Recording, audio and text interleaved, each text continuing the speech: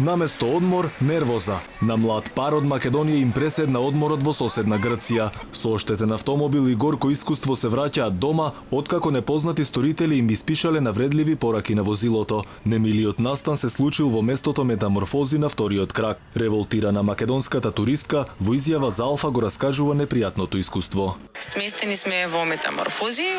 Вчера забележавме дека автомобилот ни е оштетен. На хаубата имаше испишано со клуч, предпоставуваме Македонија еднаква на Грција и на МК еднаква на ГР и на двете врати од страната на шоферот е испишано на Македонија.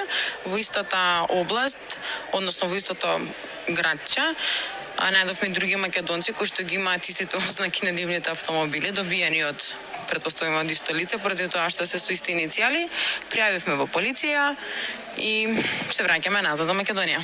Македонската туристка случајот го пријавила во тамошната полиција. Во меѓувреме дознала дека деновиве таа не била единствена жртва на ваков инцидент. Пријателка што се вратила во неделата од Ханјоти, она пријавила кај нас на граница и рекле дека има премногу што викендов се пријавиле со оштетени возила, враќајќи се од Грција од краците.